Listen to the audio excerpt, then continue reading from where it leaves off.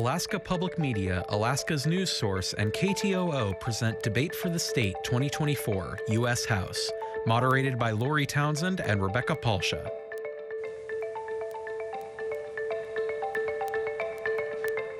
Good evening. Thank you for joining us for the 2024 Debate for the State for U.S. House. We're coming to you live from Alaska Public Media. I'm Lori Townsend. And I'm Rebecca Palsha from Alaska's news source. Tonight we pose a series of questions to the top two contenders for Alaska's only U.S. House seat: incumbent Democrat Mary Peltola and Republican challenger Nick Begich. While there are 4 candidates on this year's ballot, we invited only the 2 who earned at least 5% of the vote during the open primary in August. Both campaigns have agreed on the following rules. Questions have time limits, and moderators may be asked to follow up questions based on answers. Everyone gets equal time for regular questions and follow-ups, and a bell will sound when your time is up. The candidates will also have the opportunity to ask questions of each other. We'd also like to hear from you, the audience. Rank the issues that matter the most to you. If you're watching on TV or online, scan the QR code on your screen. It will take you to a live poll. And for those listening on radio, go to alaskapublic.org/poll.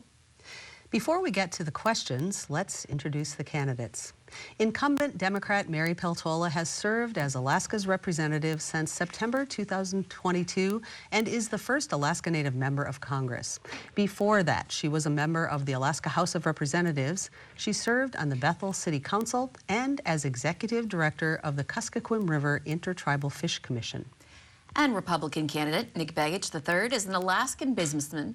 He comes from a family of Alaskan politicians. He also started several businesses and worked for the Ford Motor Company, Alaska Policy Forum, and served as a board director for NTA. Now on to the questions. We'll start with one of the day's top stories: the response to Hurricane Milton, 1 week after another major hurricane hit Florida. We know climate change is causing more extreme weather events everywhere, including Alaska. This is making homeowners insurance less affordable, and in some states, it's increasingly unavailable. Does the federal government have a role to play in solving this problem? You'll have 1 minute to answer. Mr. Begich, you'll go first. Well, I do believe that we need to do more to lower insurance rates. And the first thing that we can do is encourage competition. Right now, the regulation to be an insurer is actually quite high because you have 2 layers of insurance. You have the retail insurer, and then you have the reinsurer. And for people to become reinsurers, it's very difficult, and it actually drives the cost of homeowners insurance and other forms of insurance up by 15 to 30%. So it's very important that we lower the barriers to competition in the insurance marketplace. If we do that, we're going to have lower rates for insurance consumers. All right, thank you. Representative Peltola, you have 1 minute. Thank you. My heart goes out to the people who are experiencing hurricanes in Florida at this point, and it seems as though it was just one right after another that we saw over the last week or so. And Alaska is no stranger to our own natural disasters. We've had landslides in 3 southeast communities over the years that have been deadly. We had flooding in Juneau on August 5th, the same day as last year. Last year, I think 2 homes were impacted. This year, I think 300 homes were impacted. And one of the things that we need to understand is that FEMA is currently funded to cover 16 natural disasters a year. Year after year, we've seen double, sometimes triple that amount. We have got to make sure that our homes in Alaska are able to get coverage for flood insurance, landslide insurance, as well as earthquake insurance and money for all disasters. Thank you so much. And turning to one of the biggest issues for our current Congress, with the Israel-Hamas war now turning into a regional Middle East crisis and the ongoing Russian war in Ukraine. If elected, will you vote to fund continued U.S. support for Ukraine and Israel? 1 minute. Congresswoman Peltola, you're first. Thank you. The conflict in Palestine and in Gaza is terrible. It's a real humanitarian crisis. And as a mother of 7, as a grandmother of 2, of course I want peace and prosperity everywhere. I think that it's really important that we continue to provide humanitarian relief wherever we can. We need to make sure that people are getting adequate amounts of food and water, and that we are preventing as many youth, as many civilians from being killed as possible. This region has a long and bloody history. I'm spending a lot of time listening to people who are experts in this field. I do think it's important that we support Ukraine and their fight against Russia. I think that they're fighting our war in many ways, and I do support the efforts that they're making. I think that we need to make sure that any aid going to Gaza is for humanitarian purposes only. And Mr. Begich, your turn. Well, I do think that we need to continue to support our ally in the Middle East, Israel. They've been a strong supporter of ours, and they are a counterweight to terrorism in that region of the world. If we don't confront terrorism there, terrorism will confront us here. So I think it's important to continue to support Israel in their efforts to stamp out terrorism in the region. I also think that we need to make sure we're prioritizing the needs of Americans first. We were recently in Kodiak for a fisheries debate, and one of the things that I've heard from people in the fishing industry in our state, fishing families that have been relying on disaster relief payments, waiting up to 6 years for those payments to be received. We accelerated $200 billion for aid to Ukraine, but we are not accelerating the needs of Americans. I want to make sure that we're putting the needs of Americans first, that we're not putting other people's wars on our national credit card, expecting future generations to pay for them. So let's talk about the economy. Mr. Begich, you have mentioned cryptocurrency as a way to protect what you call America's financial sovereignty. What role are you suggesting that cryptocurrency should play in both the U.S. and Alaskan economies? You have 30 seconds. Well, I think cryptocurrency provides a suite of opportunities as a hedge asset class for a devalued dollar. What we've seen with the United States Congress over the last many decades is a lack of discipline, and that lack of discipline has resulted in the inflation that we're experiencing today. It's important to have a backup plan, and I think that cryptocurrency can provide that. It's a suite of innovative technologies that I'm excited about, and I think offers a great alternative in the long run should Congress continue to abuse the dollar. Thank you. Representative Peltola, do you believe cryptocurrency has a role to play in the Alaska and U.S. economies? You also have 30 seconds. I do believe that cryptocurrency, Bitcoin, has a place in the American economy and in the Alaskan economy. We need to be supporting innovation wherever we see it. If there are more innovative ways to have currency, we need to capitalize on that. If you go to any of the remote villages, what you see often is the same check being transferred around the community 50 times sometimes. That is the kind of unfortunate situation we have in many remote places. And a quick reminder, we want to hear from you about what issues matter the most.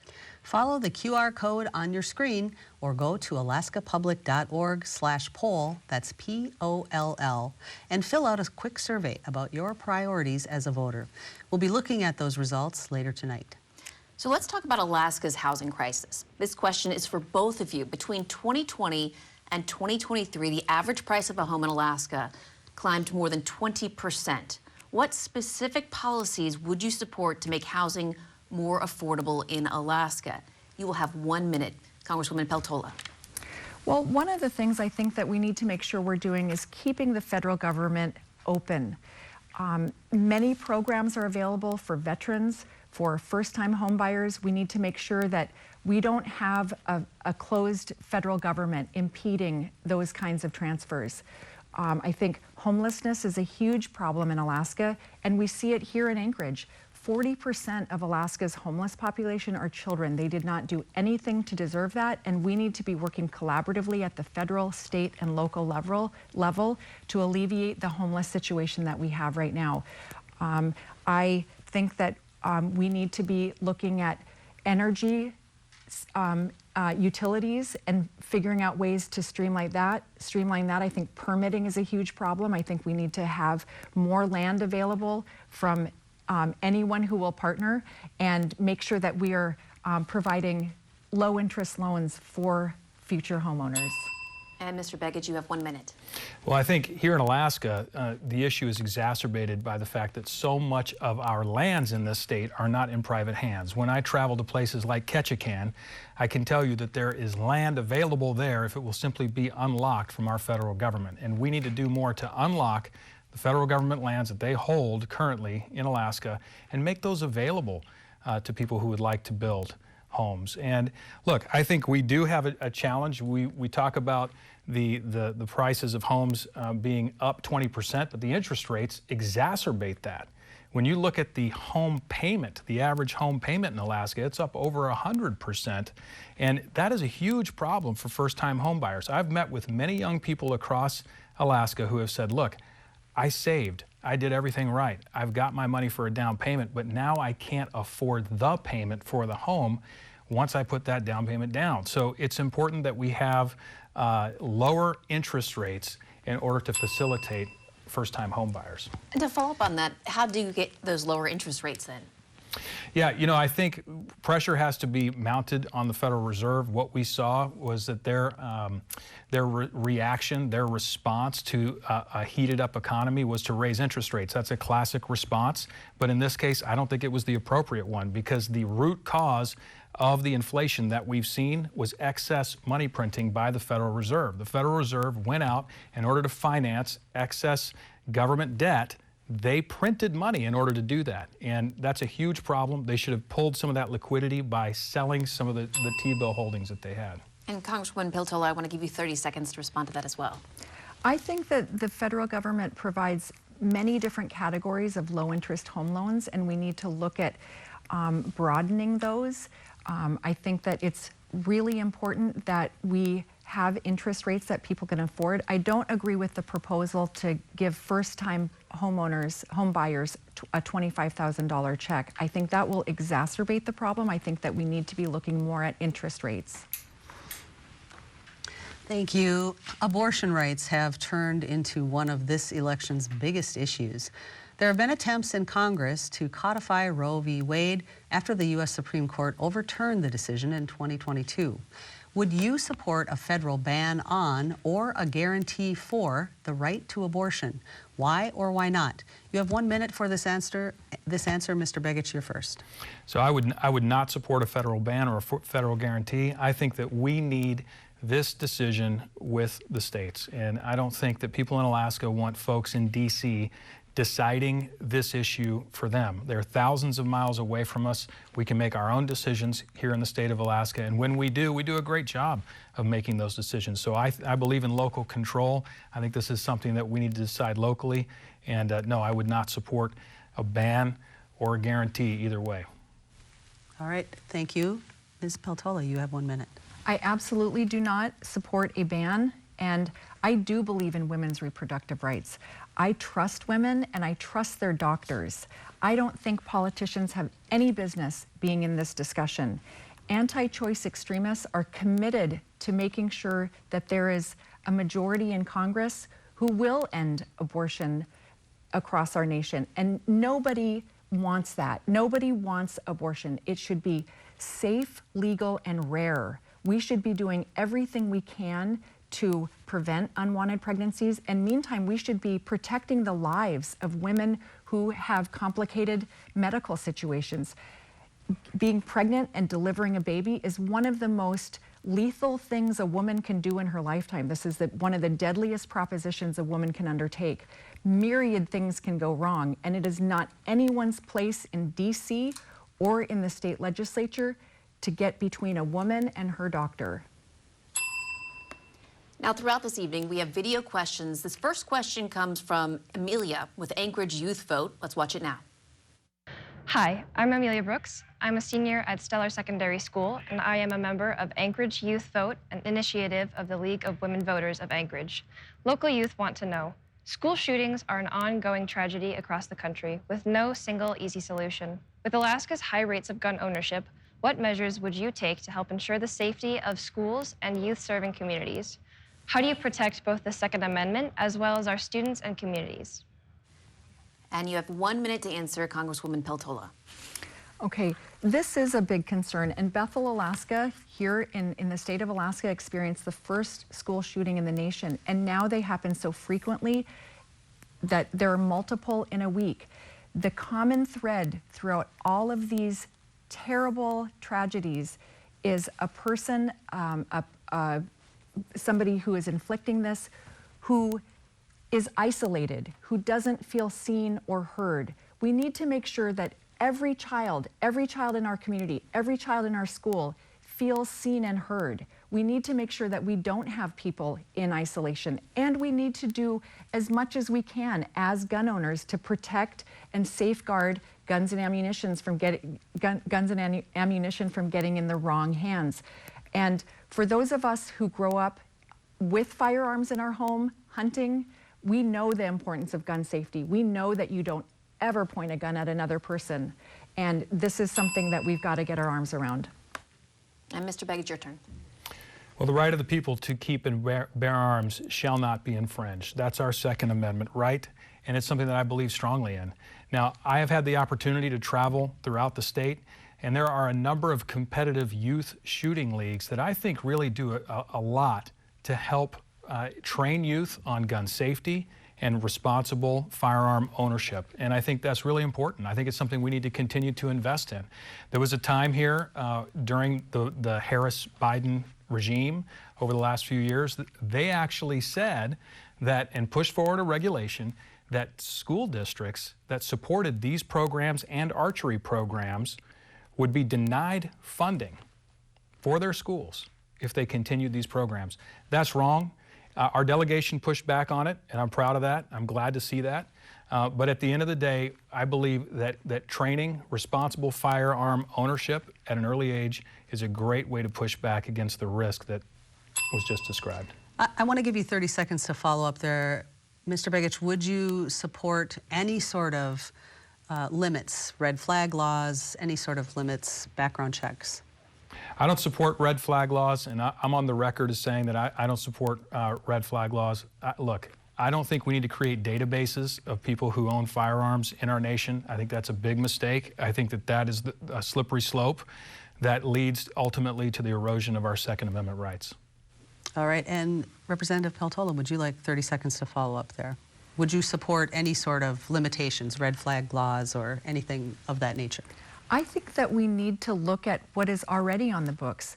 We already have a system that is supposed to protect domestic violence victims. Oftentimes, that does not happen. Many of the perpetrators who have executed these terrible executions, there have been warning signs, and those warning signs were ignored. I think that we need to look at all of the ways that we can protect our community. And we need to have trust and a discussion among all user groups, but there has to be trust. All right, thank you. Let's get specific about mental health resources. According to the National Alliance on Mental Illness, more than 40% of adults in Alaska reported symptoms of anxiety or depression, but over a quarter of them were unable to get needed counseling or therapy in 2021. Name concrete steps you could take in Congress to increase the availability of mental health care in Alaska. You have 1 minute. Mr. Begich, you can start. Well, I think we see the effects of an untreated mental health population with the homelessness crisis that we're experiencing here in Alaska. So many of the people that are going through homelessness right now are struggling with mental health issues. And I believe that right now what we're seeing is all these people that are on the streets today, they could have been helped at a much earlier point, and it would have cost society less. It would have made their lives better. We've got to do a better job at early detection and intervention of mental health issues. And I think that's something we need to invest in, both as a state and a nation. I think it's our responsibility to do so. I think we also need to make sure that we're investing in workforce development for mental health professionals. Right now, it's very difficult in Alaska to find sufficient numbers of mental health professionals to treat the number of people that are reaching out for help. And when they can't find that help, they turn to drugs, they turn to behavioral characteristics that are not conducive to a solid society. Thank you, Mr. Begich. Congresswoman Peltola, you have 1 minute. I think that one of the key pieces to this is making sure that we have good internet throughout the state. We've invested $2 billion in this effort. You might not have noticed lately, but we are improving our broadband across the state. I know that some people think that there's a stigma in talking about mental health, in seeking out somebody to talk to about your mental health. I think that we need to start talking about wellness, and many of our young people have overcome this stigma that I think in younger generations, the same stigma isn't there that has been there in the past. I think that we need to make sure that we have wellness programs in all of our schools at all levels. We need to help parents find tools to promote wellness with their kids. I think that it's also really important that we're providing wellness for our soldiers and our veterans. These are some of our most vulnerable people as well as our young people. I want to follow up on that one with both of you. How do we get these programs? We don't have the beds in Alaska, and how do we pay for these? Well, I was even thinking about mental health as not just inpatient beds. I think that it's important that all of us be working on our mental health, especially when you live in a state with as much darkness as we have and potential isolation. I think that this should be on the top of everyone's mind. What was the question again, Rebecca? And how would you pay for them? For the beds? We need treatment beds in a host of areas. Alcohol treatment, opioid treatment, mental health treatment. Thank you. Sorry. Mr. Begich? Yeah, well, I think, you know, the founders of our state foresaw this as a potential issue, and that's why they created the Mental Health Trust. And the Mental Health Trust was granted 1 million acres of land, and most of that land is still in the trust. And I think we've got to do more to unlock the potential of that land. Some of it has timber potential, some of it has mineral potential, some of it's just great land, and it needs to be disposed of. That money needs to be used for its original intended purpose to help those with mental health issues.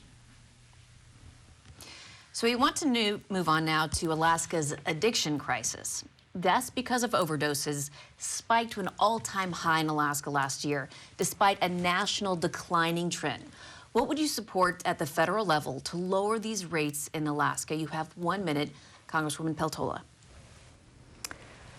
Again, I think that making available wellness programs is a huge piece of this. I think that with the terrible influx of fentanyl through our southern border and into every community in Alaska, fentanyl has impacted every family one way or another in Alaska. And we need to make sure that we have protections at the border to prohibit that fentanyl from coming across the border. And I think that we need to really arm people with the antidote to fentanyl overdoses and heroin overdoses. I think that this is an important piece to it.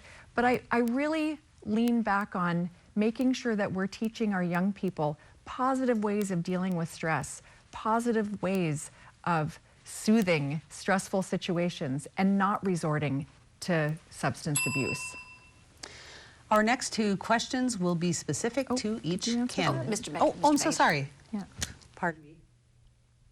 All right, so this is an important issue to me. The fentanyl crisis in Alaska has taken far too many lives, There's a friend of mine, Athena Fulton, who's a mom, who lost her son to a fentanyl overdose, and it's a heartbreaking story. It's heartbreaking, and there's so many stories like that across our state and our nation. And you know, the challenge is that we do not have a secure southern border. So many of these drugs, and it's not just fentanyl, so many of these drugs are coming across our southern border, and they're impacting people's lives, they're destroying people's families, they're killing youth, and we can't allow it. We've got to have a secure border. And that's why in Congress, should you elect me, my commitment to you is to always support Americans first, prioritize the people of our nation first, make sure that our borders are secure, and do everything we can to stop these substances from entering our homes. I want to follow up on that one as well again. In Alaska specifically, we are hearing reports that cartels and drug dealers specifically come to Alaska because the prices are so much higher here and they can make so much more money. So how do you address that federally that impacts Alaska to keep these drugs out of our state? Mr. Begich? You know, these drugs, initially they come across the border, and then they actually will often enter the mail system, the United States Postal Service. They'll be sent up through drug mules who are carrying these things on their person when they enter the airports. I think we've got to do more to interdict those drugs in the post office and at the airports. You know, and when you enter a number of other countries around the world, you see they use drug dogs heavily. We need to make sure we're investing in those programs in order to stop those drugs from entering our state. And Congresswoman Peltola, you have 30 seconds if you'd like it. Yes, I think a huge piece of this is examining packages at the post office as well as through UPS and FedEx. I toured the FedEx facility, and they have a robust customs process where they're examining suspicious packages. And I know that a lot of Alaskan communities are specifically targeted because they can make more money. I think that the state of Alaska's Want Team drug prevention programs are really critical. Thank you. Now, our next two questions will be specific to each candidate with a 1-minute answer. Their opponent will have an opportunity for a 30-second response. Mr. Begich, a bill in Congress that would have strengthened border security died in Congress this session. It had bipartisan support and approval from Border Patrol officials. Critics say it died after former President Trump told Republicans not to pass it. Would you have voted yes or no on this bill, and why? You have 1 minute. You know, I would not have voted for that specific bill. There were several pieces of legislation that Republicans on the House side offered up, including the Secure Border Act of 2023, something that Mary Peltola voted against. At the end of the day, we have to make sure that these bills aren't just addressing one part of the problem, right? That particular bill would have dramatically increased the number of border agents and turned them into immigration officials, in which we're continuing to bring these people in from foreign nations. Upwards of 20 million people are in our nation illegally right now. That is unacceptable. These people are receiving free health care, free medical attention, free housing, free transportation, free education, and it's not free. We're paying for it. And so at the end of the day, any bill that's not going to fix that part of the problem is not an actual solution. It exacerbates the problem. Congresswoman Peltola, you have 30 seconds for a response. Thank you. I have voted for several bills that call for tougher enforcement. I'm very proud of those votes. I voted yes on condemning the president for his handling of the border, but I think that this issue has been mishandled by both parties. It is now being used as a political football. It should not be used as a football, especially when we have things like fentanyl coming across the border. We've got to have new emergency authorities to shut down our border if it becomes overwhelmed, and we've got to have a fast system for asylum seekers. Congresswoman Peltola, in April you joined the rest of the Alaska congressional delegation supporting Donlin Gold Mine, but you opposed the mine when you ran for Congress in 2022. Why did your position on the mine change? You have 1 minute. I really think it's important when we're looking at projects around the state to listen carefully to the regional corporations that are involved in those projects and can benefit from them. The Chalista Corporation chose the land near the Donlin site because of its mineral potential. I think that it is, as your representative in Alaska, for Alaska and DC, I need to make sure that I'm upholding federal laws. ANCSA, the Alaska Native Claims Settlement Act, was a promise to Alaskans that the land that they selected, they could develop. It seems that 50 years later, we've now turned our back on that promise and have put everything in front of regional corporations to prohibit them from resource development and the profitability of their own land. And so I really think it's important that we listen to the stakeholders in the region and Alaska Native corporations and yep. And Mr. Begich, you have 30 seconds. Well, I'm a full supporter of mining, responsible mineral development in our state. I tell people all the time, look, if you care about the earth And I know that everyone in Alaska does, but if you care about the earth, you would develop the resources of this earth where it's done most responsibly, and it's done most responsibly in Alaska. Whether you're on the hard left, the hard right, or somewhere in the middle, you should be supportive, consistently supportive, of mineral development in our state. And I can tell you, if I get elected, I will not flip-flop on this issue. I will always be supporting Alaska's right to produce. All right, we have a couple more candidate-specific questions. These will be asked without an opponent response. Mr. Begich, during the recent vice presidential debate, Republican J.D. Vance declined to say whether Joe Biden was the winner of the 2020 presidential election. Do you believe President Joe Biden legitimately won the election? You have 1 minute. Look, I believe Joe Biden won the election because he's the president today. But what we have to look at is all of the things that were required in order for him to do that. We saw a great deal of censorship on Google and their search results, on social media, suppressing free speech in our nation. I mean, these are the things that happened behind the scenes in order for Joe Biden to do what he did. We saw last-minute changes under the guise of COVID emergency in how elections were administered in a number of swing states. And so I think it's worth looking at that. I think it's acceptable and reasonable for any American to question, hey, is this reasonable? Is this what we expect in a free and fair election?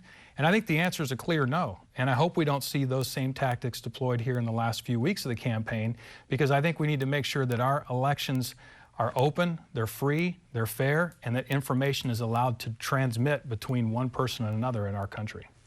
So I want to follow up with you. Are you saying the election was a fair and honest election, that he was legitimately elected president, or not?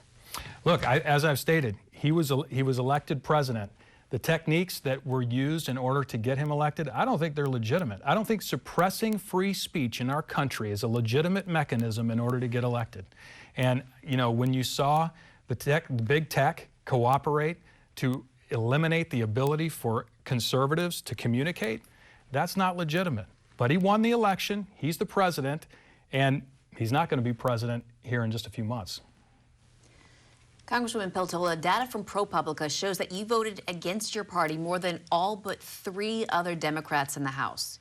You were also the only Alaskan Democratic delegate to not vote for Kamala Harris at the National Convention. Why aren't you openly supporting your party's nominee for president? You have 1 minute. Well, I think it's really important that Alaskans who represent all Alaska are not overly partisan.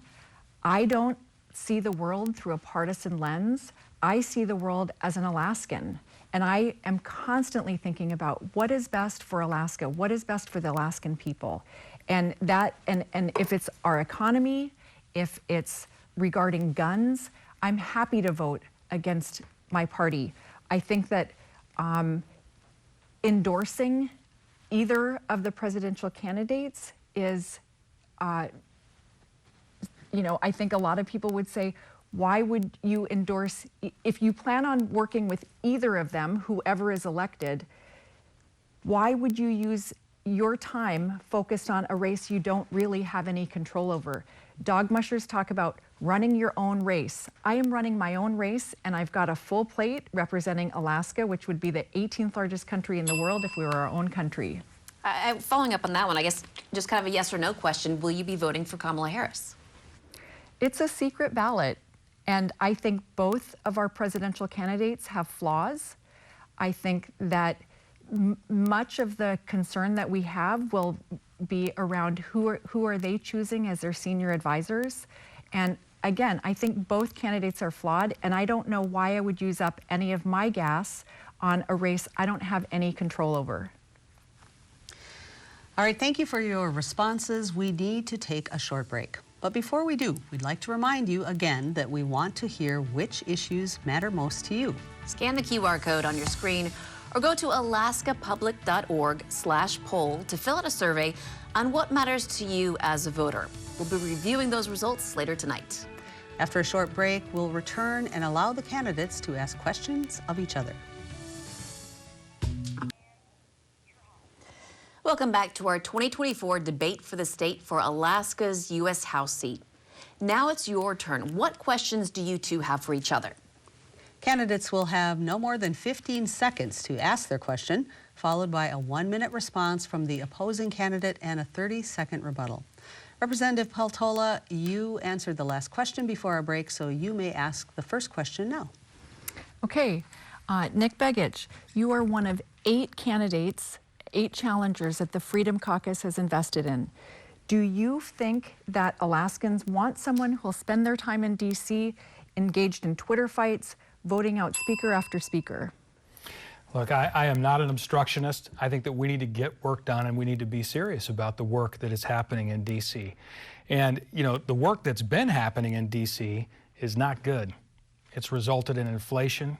It's made it harder for people to stay in Alaska, as we see 67 now executive orders issued by the Biden and Harris team targeting Alaska specifically. It's making it harder and harder for Alaskans to make a living. It's making it harder and harder for Alaskans to stay here. And, you know, I don't think that we need to be supporting an agenda that's obstructionist. I think what we need to do is make sure that government is staying in its lane, is doing what it's supposed to do constitutionally, that it's balancing budgets, that it's protecting the American people, and that it's putting the needs of the American people first. And when it's not doing that, it's incumbent on people to stand up who have been elected to represent Americans from across the country and say, hey, this isn't working. And that's what I'm going to do for Alaska. Congresswoman, would you like 30 seconds to rebut? Yes, I would not categorize the Freedom Caucus as working to stabilize government or keep it funded. Every time I turn around, we're on the precipice of a federal government shutdown, which really affects every Alaskan. Everything from the debt ceiling to the continuing resolution. We are right now in a placeholder on our continuing resolution that will hopefully be revisited again in November because of the Freedom Caucus. There have been 2 motions to vacate the speaker, which puts us at a deadlock. All right, thank you. Mr. Begich, you may now ask your question. You have 15 seconds. The average salary for a person in Alaska is about $63,000 a year, so it would take an average Alaskan about 32 years to earn $2 million. Fair Shake is a crypto PAC that spent $2 million supporting your campaign. Can you explain to Alaskans what is cryptocurrency and how does it work?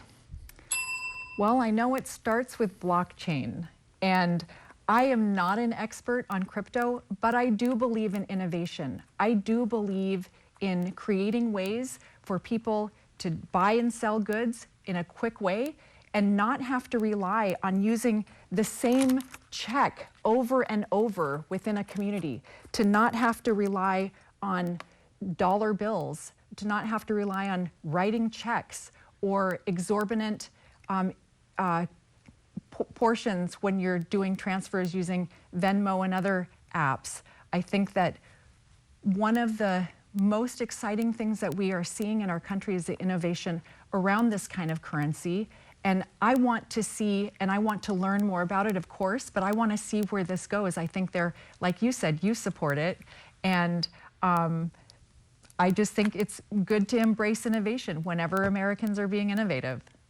Mr. Begich, 30 seconds. I agree. I think it's great to embrace innovation. I just find it amazing that someone can receive $2 million in a campaign for something they know very little about. And I wanted to raise this question because I wanted to show Alaskans, look, this is how people buy votes in Congress. This is what they do. They fund a candidate they know they can rely on for their specific pieces of legislation, whether they know anything about it or not. All right, next a question from the Alaska Black Caucus. Let's watch that now. Hi, I'm Celeste Hodge Groudon, President and CEO of the Alaska Black Caucus. My question is, what specific initiatives do you propose to address economic disparities and create opportunities for underrepresented communities? And Congresswoman Peltola, you have 1 minute to answer. Can you repeat the question again? What programs do I support? She says, what specific initiatives do you propose to address economic disparities and create opportunities for underrepresented communities? Specific opportunities? The thing that I'm working on is and interested in is not specific small groups of people, discrete groups of people. I want to work for all Alaskans. This job is to represent every Alaskan in the state, and I think that the best way to do that is look at our collective challenges. Things like high cost of heating high cost of energy, high cost of groceries, extremely high costs of air travel. We need to be embracing everything we can, whether it's promoting natural resource development to help make sure we have good livable wage jobs, and providing energy in a clean and well-regulated way, in a humane way to our state's residents, and if we can, export that to the rest of the world. I think that it's important that we are really intentional about making sure that everybody benefits from the programs that we work on. Mr. Begich, you have 1 minute. I think it's so important that everyone have a seat at the table. No matter where you started in life, no matter who you are, what community you're a part of, what ethnic group you're part of, what religion you have. It's important because that's the promise of America. America's promise is a dream that anyone can make it here with enough hard work and right living and making good decisions. You can make it in America. We've got to do more to ensure that people have access to high quality education, particularly here in Alaska. We need to make sure that our university system is producing enough graduates and graduates in the right fields to support our industries here, so we don't have to look outside of Alaska. We can do that inside Alaska. That's important to me. I think it's also important that we take those opportunities and cascade them down to K through 12. There's so much disparity in our education system, K through 12, in the state of Alaska. We need to make sure that every kid, no matter where they are, rural or urban, rich or poor, has the same opportunity for a great education. To follow up on that one, in her question, she did ask what specific initiatives do you propose? I'd like you both to have 30 seconds to answer that one, please. Mr. Begich, you want to go first? Sure. So, look, I think we need to make sure that the Department of Education is removing so many of the restrictions on the funding that they're providing to the state. They're being too prescriptive in Alaska. We have diverse communities throughout Alaska.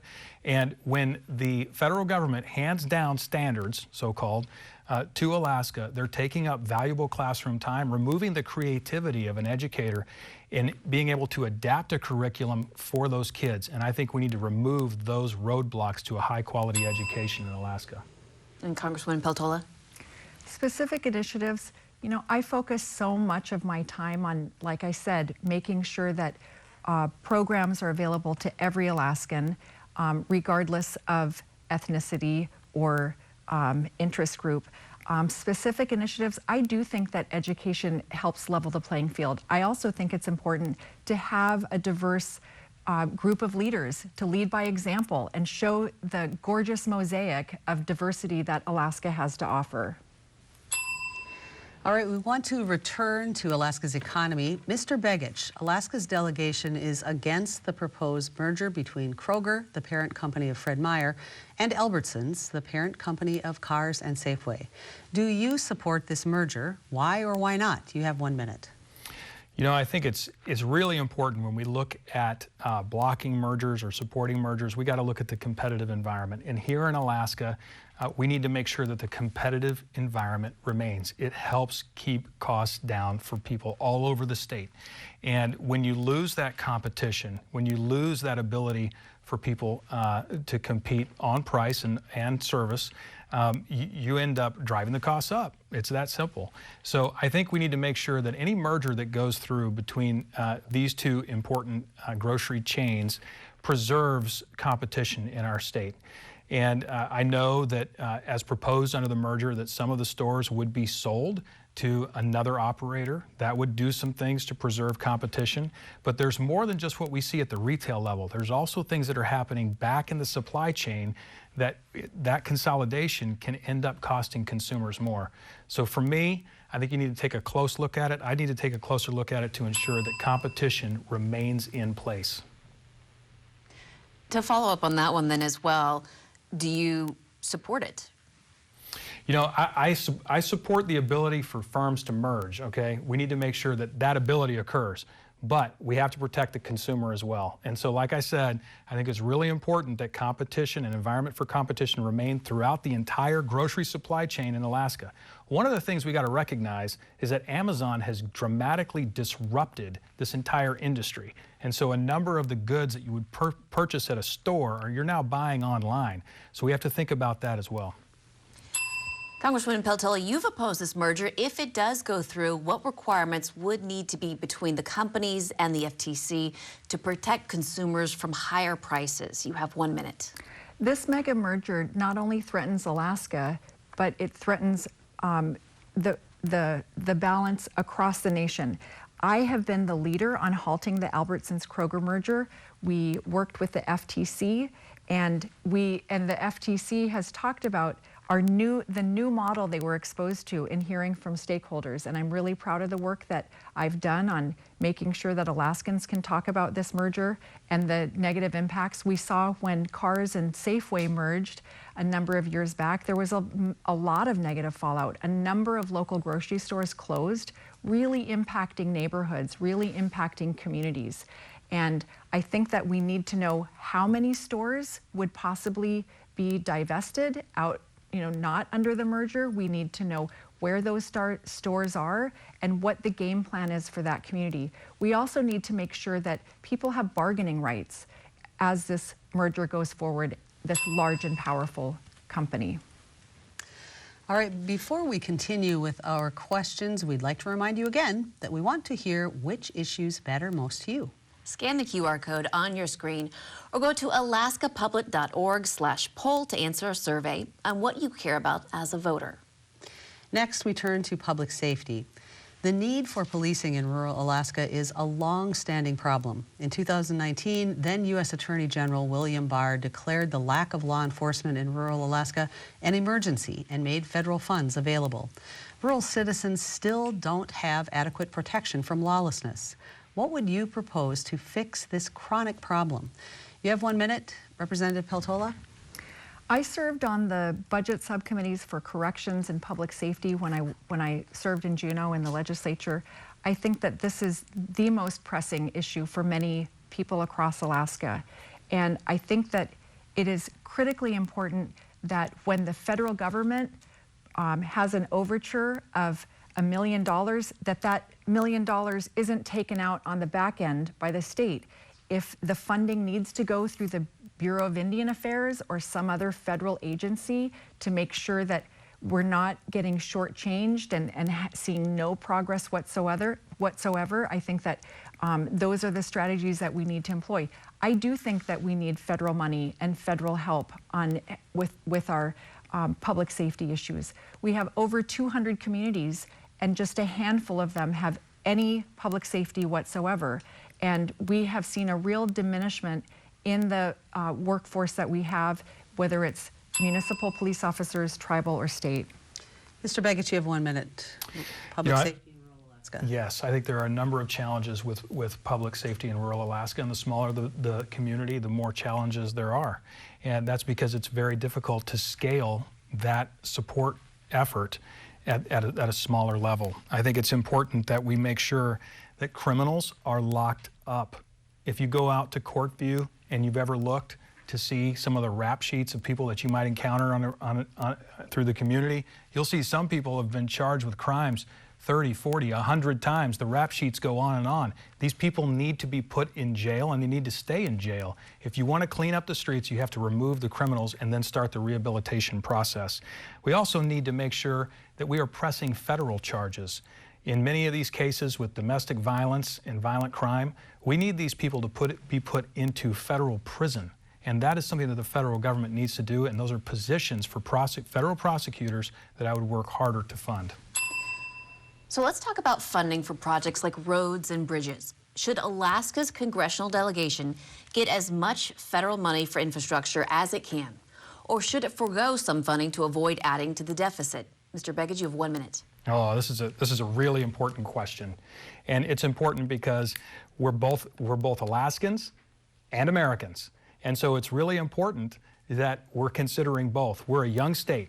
We need to invest in infrastructure, and we need to make sure that infrastructure is real infrastructure. I'm talking about new roads, bridges, ports, harbors, and yes, broadband, but we need to make sure that that broadband involves satellite as well. So many of these communities that are reliant on broadband solutions have skipped and gone straight to satellite. So I think it's really important that when we invest with hard, real, true infrastructure, that we're not mislabeling bills to try to get some other set of priorities passed, which has been happening a lot in the Congress, things like the Inflation Reduction Act, which is really a climate change bill.